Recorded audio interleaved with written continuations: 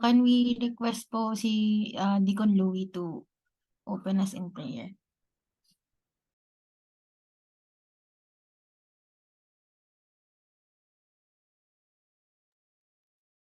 Sige po. Let's pray po. Panginoon po naming Diyos, salamat po ng marami sa inyo sa patuloy na pag-iingat niyo po sa amin, sa patuloy po na paggabay niyo po sa amin, at sa mga biyayang ipinagkakaloob po sa aming buhay. Higit po sa lahat ay ang pagbibigay po ng pagkakataon upang sambahin ka po namin at purihan ang iyong pangalan. Sa gabing ito ay nilalapit po namin sa inyo ang inyong anak na siyang mag-exhort ng inyong mga salita. Patnubayan niyo po siya, Panginoon. Bigyan siya ng mga karunungan at katalinuhan na nagmumula sa iyo. Upang sa ganoon ay magabayin niya po kami at maturuan niyo po kami sa lalong ikakasulong po ng aming pananampalataya at pagtitiwala sa inyo. Basbasan mo po kaming lahat ng iyong mga anak at ang lahat po ng ito hinihiling namin sa tanging pangalan po ng aming Panginoong Hesus na siyang dakila po namin tagapagligtas. Amen.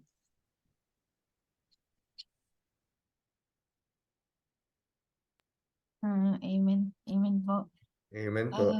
Sige po, kung ready na po, Amen. Elder. Sige po, may we call on eldership po for exhortation tonight. Yes, amen po. Magandang gabi po sa inyong lahat. Rinig po ako? Opo, good evening po. Okay, malinaw naman po, no? Yes po. Amen Amen. po. Ngayong gabi po ang aking isi-share po is about the story that we found in Luke chapter 18, 10 to 14. So basahin po muna natin from NIV translation. Amen. Two men went up to the temple to pray, one a Pharisee and the other a tax collector. The Pharisee stood by himself and prayed, God, I thank you that I am not like other people, robbers, evildoers, adulterers, or even like this tax collector. I fast twice a week and give a tenth of all I get. But the tax collector stood at a distance. He would not even look up to heaven, but beat his breast and said, God, have mercy on me, a sinner. I tell you that this man, rather than the other, went home justified before God. For all those who exalt themselves will be humbled, and those who humble themselves will be exalted. Sige po, before we pray, before po ang ating exhortation po, please be with me in prayer po muna. Lord, I thank you, Lord God, for tonight, for this privilege, Lord God, to speak before your word, Lord God, sa aming makasamang Panginoon, sa akin pong mga sasabihin, Panginoon. May your wisdom be upon me, Lord God. Ikaw lamang po, Panginoon, ang aking maluwalhati. Ikaw lamang po, Panginoon, ang aking maitaas, Panginoon, sa lahat ng aking sasabihin, Panginoon. Lord, maluwalhati ka po sa aming kalagitnaan, Panginoon. In His name we pray, Lord. Amen. So, magandang gabi po. Saglit lang po, Good evening, Elder Che.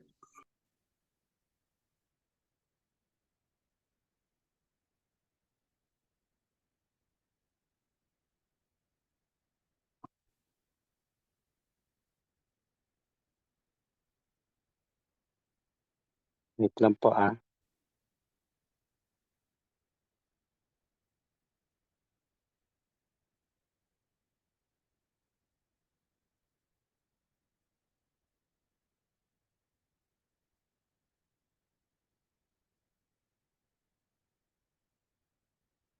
Okay po. So, ngayong gabi po, akin pong maiksing i-share sa inyo yung story about dito po sa Luke 18:10-14 po, no? So, may dalawa pong tao na pumunta po sa temple to pray that day po, no? According sa parable. Yung isa po is yung Pharisee and the other po is yung tax collector po, no? So we see now dito po sa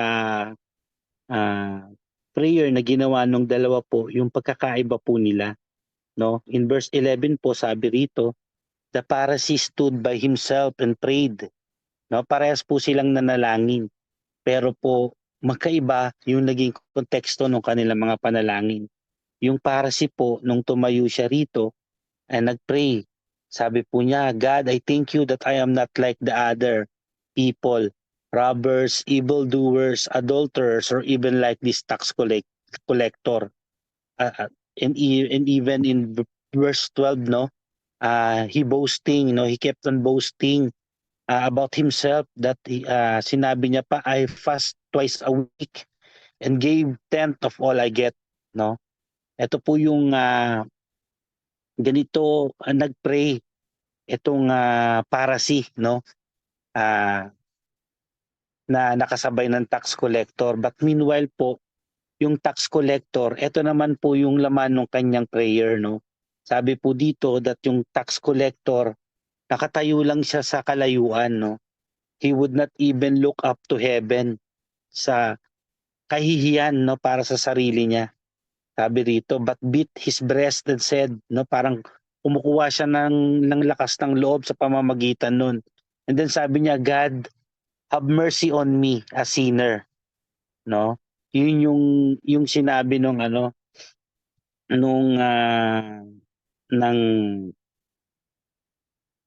ng Pharisee, no. So dito makikita natin, no, yung dalawang individuals with contrasting attitudes and approaches, no, sa panalangin, no, para sa Panginoon, no. So nakita natin dito na yung setting nagsimula dito nga sa dalawang tao na to, no, na pumunta sa temple para manalangin. So it's important to note na yung lugar kung saan sila pumunta is yung place ng kanilang worship, no. So sa atin today, sa atin po ngayon, tinatawag natin tong church, no, yung ating worship hall, no. So in verse 11 to 12, nakita natin dito, no, yung mga Pharisee that known for their strict adherence sa kanilang mga religious law, prayed proudly, no. He even boasted about his righteousness, comparing himself sa iba, no, and highlighting yung kanyang mga ginagawa sa kanyang religion, no, sa kanyang pagiging relihiyoso, no, such yung pagpapast and yung pagtatites, no. So it starts example of self-righteousness tsaka spiritual pride, no. Imagine mo, no, nandoon ka sa temple, you approach God by that attitude, no. Parang may mali, 'di ba? Mali yung way ng ginagawa niya. Yung Bible nagsasabi na ayaw ng Diyos ng mga mapagmataas, no. The way he yung sarili niya, i-boast yung sarili niya, yung mga ginagawa niya, no, na parang in his prayer nakukuha niya pang mangmaliit ng ibang mga tao, no, at itaas yung kanyang sarili na siya isang makatarungan at makatwiran na tao, no. At sinasabi niya pa rito na hindi siya katulad ng ibang mga tax collector, no. So yun yung mali dun sa prayer niya. While nakita natin dito in verse 13 yung tax collector halos hindi na, parang halos matunaw na siya dun sa kinatatayo niya. He stood humbly far from the center of attention, no. He didn't boast about his deeds, instead, no, sabi nga parang he's beating his heart, no, his breast, na parang nahihiya siya, dun siya kumukuha ng lakas ng loob, and he cried out for God's mercy, no. Ito yung pagkakaiba nila. The tax collector, recognizing his own sinfulness, his prayer reflected deep humility and a genuine plea for forgiveness. So sa kanilang dalawa, no, in verse 14, ito yung sinabi ng Panginoon. Then Jesus delivers a verdict, no. that should resonate deeply with us. He says that the tax collector, despite his sinful past, went home justified before God. Why? Because, sabi po, he humbled himself and acknowledged his needs for God's mercy. So, ah na yung puso ng tax collector kinalugdan ng Panginoon dahil inamin niya na siya isang makasalanan, no? At ibinaba niya yung kanyang sarili, no? So the Lord exalt him, no? And sabi nga sa Bible, 'di ba, yung mga nag-exalt ng kanilang mga sarili ay na-humbled ng Panginoon, no? So dito sa passage na 'to, napakahalaga na maintindihan natin yung mga bagay na practical lessons na we can learn about this parable, no, of Jesus Christ. So number one is yung humility before God. You know, when we pray, it's very important na meron tayong humility sa puso natin, no? And this passage remind us of the importance of this in our relationship with God, no? Na like yung tax collector, we must acknowledge our imperfections and dependency on God's mercy. Hindi yung andoon tayo sa church, andoon tayo, nakatayo tayo, and then we didn't acknowledge or we didn't even see na may mga pagkakamali tayong nagawa, no? So like nung Pharisee, no, hindi niya nakikita na siya isang makasalanan that needed forgiveness, no? Yung Pharisee, sa panalangin niya sa kanyang mga inuusal, no, he's being proud, no, hindi niya nakikita yung need niya to forgive, no, for forgiveness. So yun yung inaano sa atin dito na we should humble ourselves before the Lord when we pray. We acknowledge yung mga nagawa nating pagkakamali and simply ask for forgiveness, no? At because we should not approach our holy God na mayroon tayong puso, no, na nababalot ng pride, ng pagiging arrogance, no, ng pagkakasala at hindi tayo humingi ng patawad sa Panginoon. So this passage also remind us to avoid self-righteousness, no? Sabi po dito, let's guard our heart, no, against the temptation of self-righteousness and spiritual pride, no, na parang we tend to see ourselves holier than the other, no, na parang mas nakakaangat tayo spiritually sa iba. No, we shouldn't do that po, no. Sabi po according dito sa passage, and the Pharisees' attitude serves as a warning to us against looking down on others, no. And dito po, isa rin po sa mga importanteng bagay na we should learn is the very heart of this passage, no, is all about God's boundless grace and mercy. So sabi po dito, no, if we humble ourselves before the Lord, regardless of our past, when we sincerely seek God's forgiveness, He justifies us.